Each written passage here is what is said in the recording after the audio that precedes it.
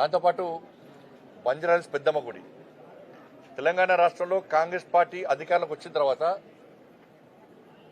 పూర్తిగా అన్ని ప్రాంతాలలో దేవాలయాల మీద దాడులు విపరీతంగా పెరిగినాయి. ఒక దేవాలయం మీద దాడి మర్చిపోకముందే ఇంకో దేవాలయం మీద దాడి జరుగుతూ ఉన్నది. ఎవరికి అడ్డురాని ప్రజలందరూ ఆరాధ్య దైవంగా భావించి ప్రతి సంవత్సరం బోనాల పండుగ నిర్వహించుకునేటువంటి బంజారాహిల్స్ పెద్దమ్మ గుడిని కూల్చాల్సిన అవసరం ఏమొచ్చింది? కాదు ప్రభుత్వానికి అధికారులకు భయం లేదు. భయం చూపడతాం మేము కూడా. ప్రభుత్వానికి హిందూ దేవాలయాన్ని కూల్స్తే ఏ విధంగా పరిణామాలు ఉత్పన్నమవుతాయో ఇలా బంజారాహిల్స్ పెద్దమ్మ గుడి కూడొట్టిరు కదా. ఇలా హిందూ సమాజం అంతా ఒకటైంది. వేలాది మంది యువకులు ఇలా బంజారాహిల్స్ పెద్దమ్మ గుడి కోసం ఉద్యమం చేయడానికి సిద్ధంగా ఉన్నారు. ఇవాళ ప్రభుత్వం సమాధానం చెప్పాలి. ఎవరైతే గుడిని కూల్చారో ఫస్ట్ అధికారి సస్పెండ్ చేయండి. ఫస్ట్ ఆ అధికారిని సస్పెండ్ చేస్తేనే మేము ఆలోచిస్తాం. అరే ఇదేం ఇంకా వేరే మతాలకు సంబంధించి కూర్చోద్దాము మీకుందా? రోడ్డుకు అడ్డంగా ఈ తెలంగాణ రాష్ట్రంలో ఎన్ని దేవాలయాలు ఉన్నాయి, ఎన్ని మసీదులు ఉన్నాయి, ఎన్ని చర్చిలు ఉన్నాయి? మేము ఇతర మతస్థులకు కూర్చోమని అంటలేము. అరే హిందూ దేవాలయాలే ప్రాణం కోసం ఎందుకు కూర్చున్నారు? ఇవాళ ఓలికి బోనాల పండుగను పవిత్రంగా జరుపుకుంటున్నారు.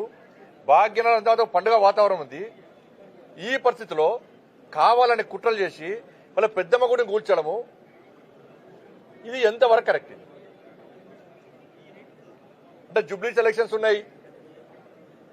ఇప్పటికే కాంగ్రెస్ వాళ్ళు అంటున్నారు అలా ముస్లింస్ 22% ఉన్నారు, 30% ఉన్నారు.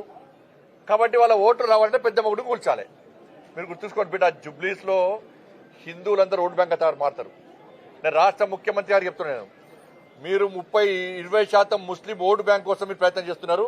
ఆ కుట్రలో భాగమే, రాష్ట్ర ప్రభుత్వ కుట్రలో భాగమే ఇలా బంజారాహిల్స్ పెద్దమ్మ గుడిని కూల్చిరు. వాళ్ళ కేవలం జూబ్లీస్ లో ఒక వర్గం ఓట్ల కోసం, ఆ వర్గం ఓట్ల ద్వారా గెలవడానికే వాళ్ళ పెద్దమ్మ గుడిని కూల్చారు. ఎంత ధైర్యం ఉండాలి మీకు, ఎంత దమ్ము ఉండాలి మీకు పెద్దమ్మ కూల్చడానికి? ఎస్ మేం చేస్తాం. ఇవాళ 80% ఉన్న హిందువుల ఓటు బ్యాంక్ మారుస్తాం మేము.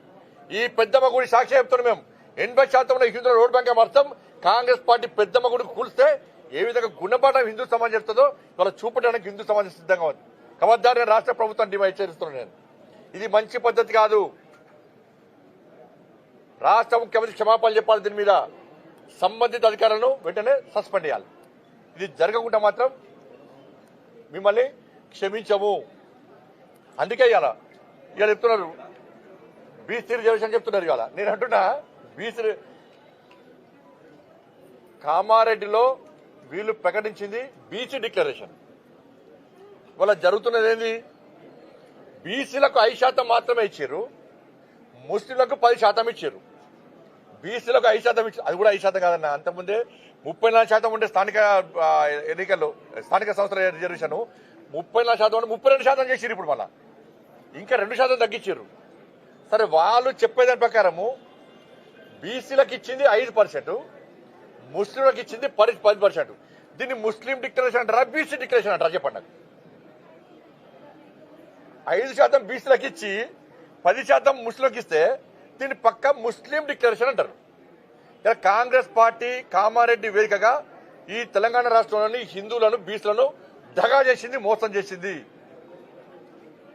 మీరు ఇప్పుడు ఇచ్చేది ముస్లిం డిక్లరేషన్, బీసీ డిక్లరేషన్ కాదు మీరు అమలు చేసేది. మీరు కామారెడ్డిలో ఆ రోజే మేము ముస్లింలకు 10% రిజర్వేషన్ ఇస్తామని చెప్పి కేవలం హిందువులైన బీసీలకు 5% ఇస్తారంటే ఒక్క సీట్ రాకపోతుండే, మీకు ఒక్కరికి వెళ్ళకపోతుండే. మీరు అమలు చేసేది ముస్లిం డిక్లరేషన్.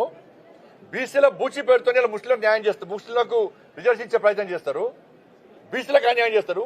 సిగ్గు లేకుండా కొన్ని బీసీ సంఘాలు వాళ్ళు ఏ ప్రభుత్వం ఉంటే ప్రభుత్వం కొమ్ము కాస్తారు. ఏ ప్రభుత్వం ఉంటే సిగ్గుండాలి వాళ్ళకి కొంచెం అన్నా. బీసీలకు అన్యాయం చేస్తుంది. ఆలోచించండి. మీకు గుండె చేసుకొని దీన్ని ముస్లిం డిక్లరేషన్ అంటారా, దీన్ని బీసీ డిక్లరేషన్ అంటారా? ఇచ్చేది 5%, 20% వాళ్ళని ఉండనుండే. 10% పోతే 32%, 30%, 20% ఉంది. ఇప్పుడు వచ్చేది 5%. 5% బీసీలకు ఇచ్చింది దీన్ని బీసీ డిక్లరేషన్ అంటారా? మీరు మేము బీసీలో ఉద్ధరిస్తాం, మేము బీసీలను చేస్తామంటున్నారు. ఏం చేసింది? ఇలా 5% ఇచ్చి బిచ్చమెత్తురా మాకేమన్నా? కామారెడ్డిలో బీసీ డిక్లరేషన్ అంటారు, మీరు ముస్లిం డిక్లరేషన్ అమలు చేస్తారు. ఇక్కడ దీన్ని ఏం చేయాలి? ఒక ప్లాన్ ప్రకారం ఇవాళ తెలంగాణ రాష్ట్రంలో హిందువులు మెజార్టీ అయిన హిందువులను మైనార్టీగా చూపెట్టే ప్రయత్నం చేస్తున్నారు.